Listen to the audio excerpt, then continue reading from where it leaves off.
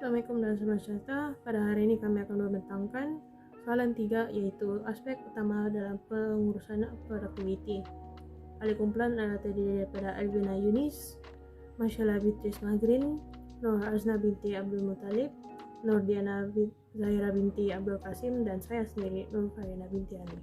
Baiklah, productivity ialah keupayaan untuk menghasilkan output daripada proses input tertentu. Produktiviti yang terhasil secara tidak langsung mencerminkan kecekapan dan keberkesanan penggunaan sumber seperti teknologi, buruh, tenaga, dan lain-lain. Konsep bagi produktiviti ialah produktiviti boleh dikelaskan sebagai nilai ataupun kuantiti keluaran yang boleh dihasilkan daripada sumber input. Output di sini adalah produk ataupun perkhidmatan yang disediakan oleh syarikat kepada pasaran berdasarkan permintaan pelanggan.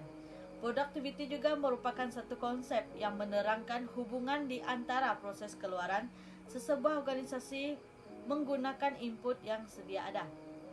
Konsep productivity ini sering dikaitkan dengan konsep keberkesanan, kecekapan, dan quality, di mana perkaitan di antara productivity dengan kecekapan boleh dilihat dari segi penggunaan input. Sebagai contoh, jika sesebuah organisasi dikatakan organisasi yang produktif, ini bermaksud mereka telah menggunakan segala input yang diberikan ataupun yang diperuntuk dengan cara yang optimum dan cekap. Itu saja daripada saya. Sekian, terima kasih.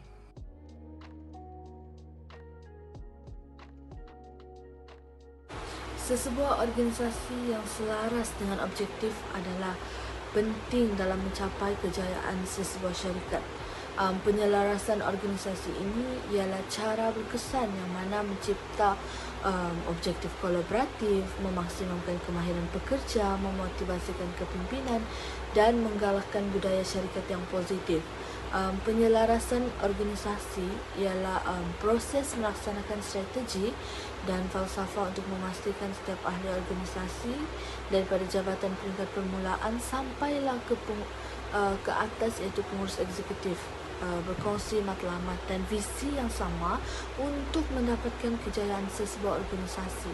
Penyelarasan organisasi membolehkan ahli organisasi bekerjasama untuk mencapai matlamat bersama sambil berkomunikasi secara jujur dan mengekalkan accountability merentas jabatan.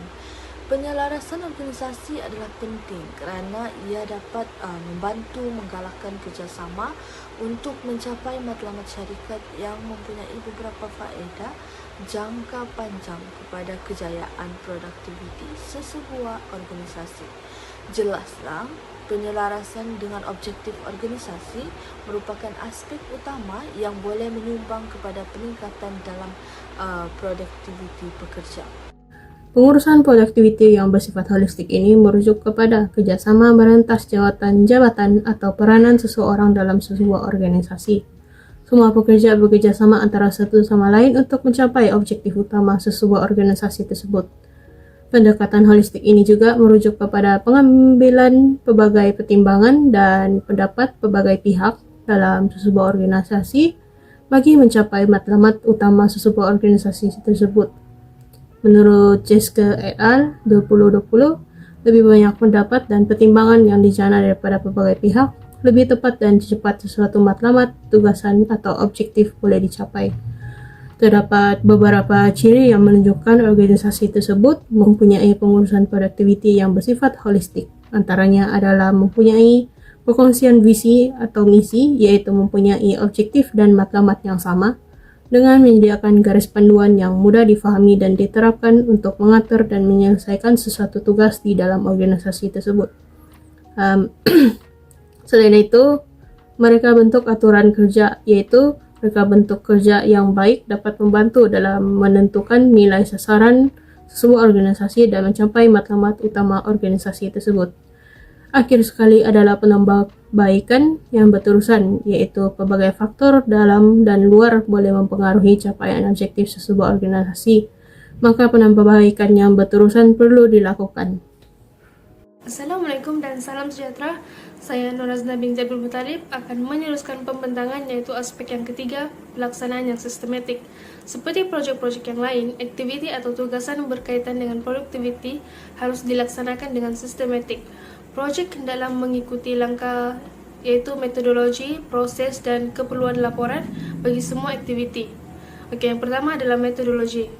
Metodologi adalah bagaimana sesuatu aktiviti dijalankan, iaitu meliputi langkah dan tata cara yang digunakan untuk mencapai sesuatu keuntungan produktiviti dalam sesebuah organisasi.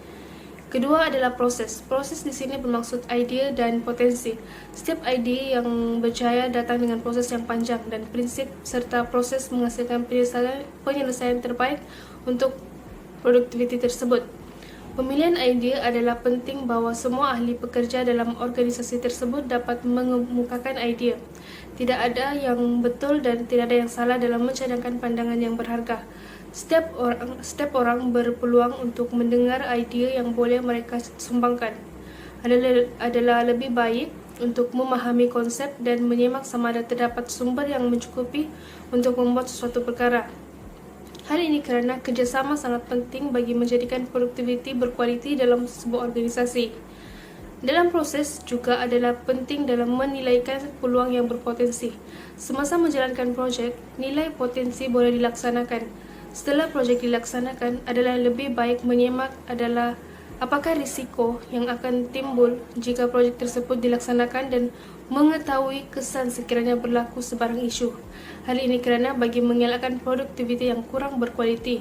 Seterusnya, dalam pelaksanaan yang sistematik adalah penting juga adalah laporan. Seperti projek yang lain, laporan amat penting bagi mengetahui keberkesanan produktiviti yang dilaksanakan. Mengumpul pendapat daripada orang lain turut mengikuti pelaksanaan aktiviti akan boleh dijadikan idea yang baik lebih berkemungkinan berjaya. Perkara ini bagi menjamin keuntungan produktiviti. Reaksi maklum balas juga sama pentingnya dengan menerima maklum balas. Pihak pengurusan mesti prihatin dalam menilai maklum balas yang diberikan oleh pekerja. Pada peringkat ini, mereka juga perlu tahu bagaimana untuk mengubah idea tersebut menjadi realiti. Adalah penting pada peringkat ini untuk menimbang pelbagai maklum balas dan menyesuaikan idea ini dengan cara ia boleh menyumbang kepada kejayaan prestasi organisasi. Pengurusan yang sistematik adalah bermula dari idea yang banyak dan seterusnya dipecahkan hingga ke langkah sekecil mungkin. Dengan cara ini, pengurusan akan lebih teratur dan sistematik bagi menjamin keuntungan produktiviti yang berkualiti. Baiklah, itu sahaja daripada saya. Sekian, terima kasih. Salam sejahtera, saya Marcella Beatrice Magrin, nomor matriks BE 201103118. Saya akan meneruskan daripada aspek yang keempat, yaitu mudah diukur. Aspek utama dalam pengurusan produktiviti adalah boleh dinilai atau diukur.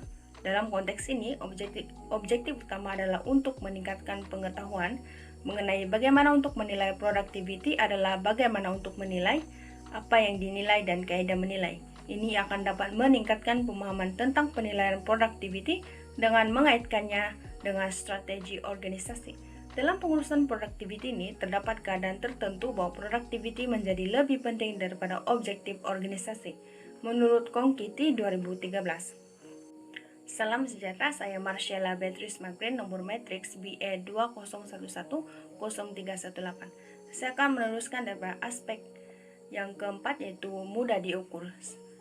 Aspek utama dalam pengurusan produktiviti adalah boleh dinilai atau diukur.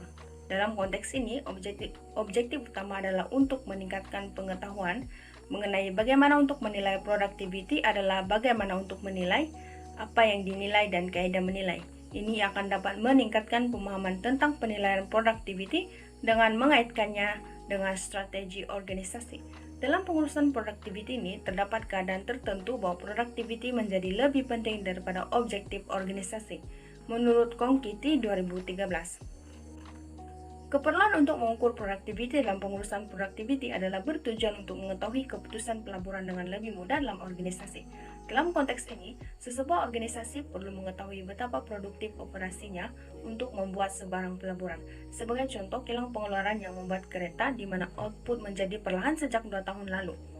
Berdasarkan ukuran produktiviti yang telah dilaksanakan, organisasi ini boleh membuat kesimpulan bahwa pengurangan produktiviti disebabkan oleh teknologi ataupun peralatan lama untuk memerlukan pengemas kinian. Oleh itu, pihak pengurusan akan melaburkan uang untuk memodernkan kilang. Mengukur produktiviti secara berterusan membolehkan syarikat membandingkan kecekapan operasinya dari masa ke semasa dan bertindak membuat pelarasan sewajarnya. menurut Indid 2021. Di samping itu, keperluan untuk mengukur productivity menjadi aspek utama dalam pengurusan productivity juga bertujuan untuk mengukur dan menilai kecekapan tenaga kerja dalam organisasi karena pengurus perlu mengetahui semua prestasi pekerja. Hasil maklumat daripada penilaian tersebut, pengurus akan membuat keputusan penting yang mampu memberi kesan kepada kecekapan tempat kerja keseluruhannya. Sebagai contoh, melalui pemahaman prestasi pekerja, pengurus akan dapat menentukan siapa yang akan bertugas dalam bidang tugas tertentu dan siapa yang akan memimpin proyek yang melibatkan pasukan. Kesimpulannya, terdapat 4 aspek penting dalam pengurusan productivity.